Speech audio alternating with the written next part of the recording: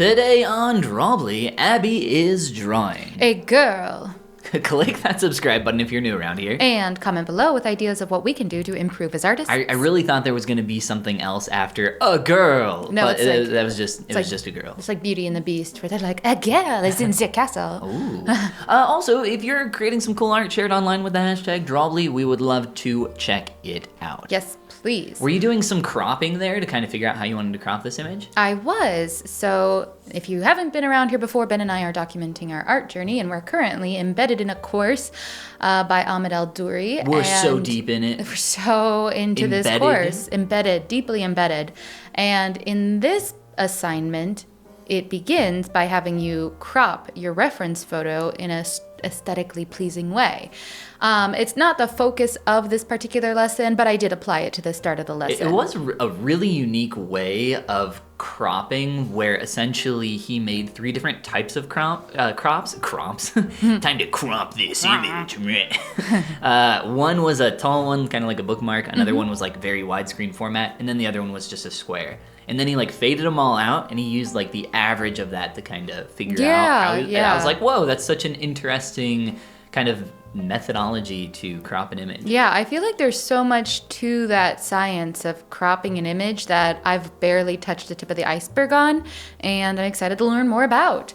And then for the rest of the portrait, I tried to take on more of the alla prima style. Yeah, so you're not sketching, you're just going in with paint right away. Yes.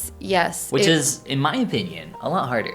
It is hard. Well, it's a work style that I'm not accustomed to, but I did like how it turned out. I think I could go either way, honestly. I'd be perfectly happy sketching, but I do recognize the merits of alla prima, as it were.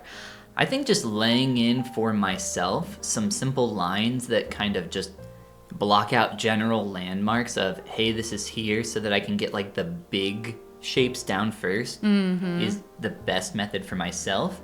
But I think once I get more experienced, I would get maybe more comfortable with this technique. Yes, I think I like the big shapes method. However, I do find that like the big, when you have the mindset of, oh, I can just put a big shape here, I feel like for me it detracts from the reality that the most subtle angle shift and difference in length between 2 areas can be pretty impactful. Absolutely. So not, forgetting to go back and... You have to be so careful with what you put in. Yeah, those shapes have to be the right shapes. Yeah, you feel like it feels very counterintuitive, because you're like kind of being a little sloppy with these big brush strokes in the beginning, but at the same time you have to be extremely careful, because later on you're just creating more work for yourself that you're gonna have to go back and fix. Yeah, and granted, you can do the very helpful method of doing one big brush stroke on a new layer and then erasing it down to the shape that you want. And so you don't get that kind of scribbly, muddy look, which I actually kind of have going on here. So at about this point in the day, I'd already been doing a good amount of painting. And I What's a good amount of painting? I don't know, a few hours. 5 minutes? No. And there's definitely a point where you're like, cool, I'm warmed up and I'm ready to go. But there's also the opposite end of that line where you're like, I'm just tired and a little fried, and I'm not putting up my best. So midway through this painting, I took a break and I went to the forum for Ahmed El-Duri's course. Oh yeah, you've been talking about that a lot lately. Yeah, and I was so inspired because a lot of other students had posted their work on this specific reference supplied by the course, and it was awesome to see. Ooh, I like the splashes of green you're getting in there. Very nice. Yeah, oh yeah. So what'd you find? So here's what I found. I found inspiration. Secrets? Secrets. You found the secret to art? I didn't necessarily find... Did they say just use AI, just quit? They did not say to use AI, just quit. They just... I saw different levels of skill, different levels of application. Like this person clearly really applied themselves and spent a really, really long time. Maybe this other work didn't take quite as long. And what it reminded me of was not like so much the spirit of competition, which I think I talked about in an earlier video, where you can kind of let yourself get a little competitive and let that drive you to create new and better art, but more so this similar sensation also that I get in certain yoga classes, where it's not competition, it's definitely drawing more on like this good, strong energy of the people around you who are also trying, who are also there to, you know, do their the best. camaraderie of it. Exactly. And For sure. I love that feeling. It's the working with having that kind of environment is the thing I miss the most about working in a studio. Like, because you improve so much faster when you're working around people that are, you know, as good as you or better than you. And I was definitely working with people that were better than me at the time. That's so cool. And it helped me improve super quickly at sculpting.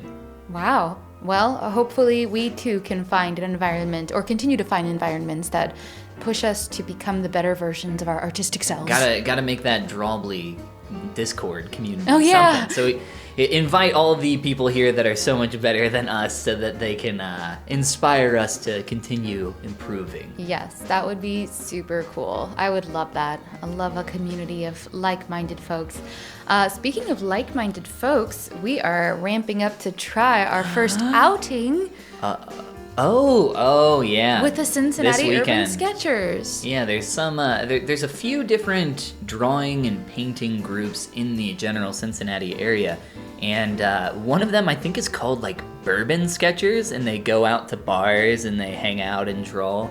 I think it's a little bit of a slightly older crowd, but we're excited to go try it and maybe do it this weekend. We'll see how it goes. I would bet money that the Bourbon Sketchers are just specific members of the Urban Sketchers who are the ones who also enjoy bourbon and are 21 and older, which is probably many of them. I think all of them are 21 and older. Maybe. We can never reveal how old we are on Drawbli. We must keep the illusion alive. We are older than 21. I think What is this illusion? no, there's no illusion. But I think I said at one point, or you said at one point, like, oh, it's Ben's blank birthday. I was like, oh, you can't do People that. can never Wow, know. you've doxed me. You've doxed You've my doxed age. my age. Oh no. People thought I was a young and sprightly 18. This reminds me of how for the longest time I kept the same information on my driver's license that I had put there when I first got my driver's license at like 18, and I'd look at it and be like, they'd be confirming it for my, you know, driver's license many years later, and I'd be like, yeah, I still weigh that much.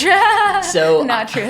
So I grew up in Indiana, and on your driver's license, you didn't have to get your driver's license changed for like, I want to say you didn't have to get a new image for like a decade.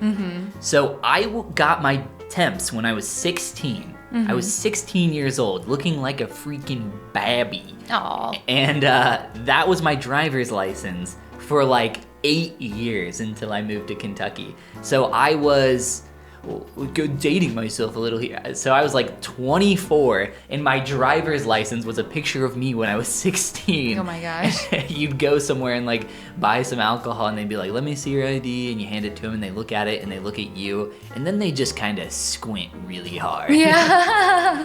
Like, I don't know about this. Yeah. I kind of feel the same way about my photo that's used on Facebook.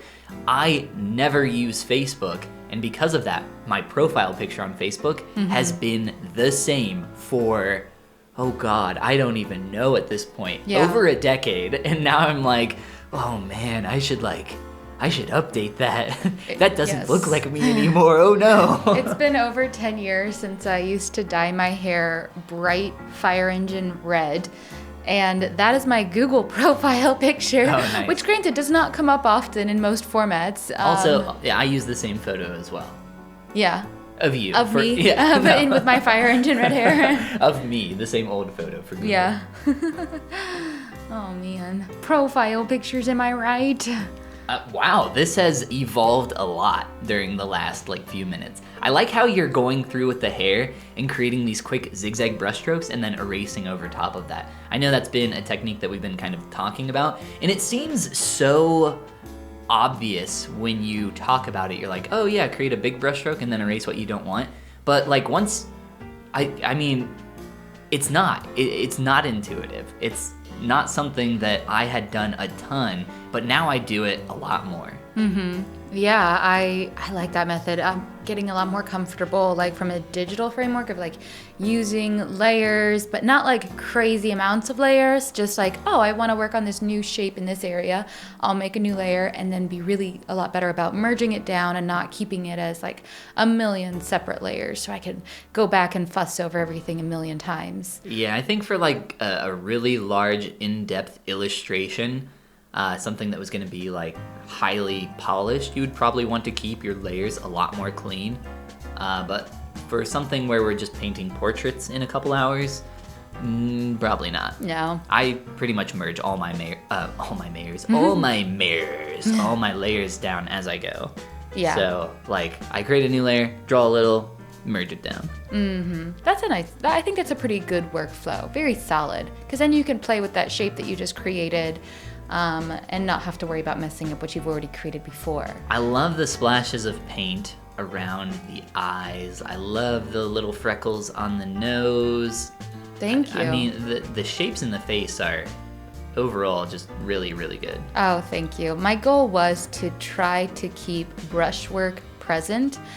As you can see, like on her back and shoulders, I have very intentional large brush strokes that aren't blended out. On her it's cheek, awesome. I do as well. You have a big one on the forehead that's like slightly erased, but yeah, there's a ton of really fun texture on this. Yeah, and that was my goal for myself, just to keep the brushwork in and keep things.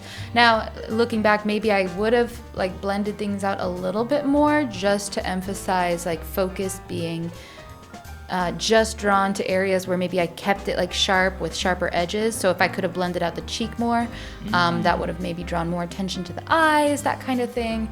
But overall, I'm pretty pleased with how this one turned out. Oh, that makes me so excited for my next piece because the whole point was focus. Ooh. We'll talk about that next time on Drawbli. Well, if you want to get focused, hit that subscribe button. Oh yeah, click that subscribe button. And comment below with ideas of what we can do to improve as artists. And share your art online with the hashtag Drawbli.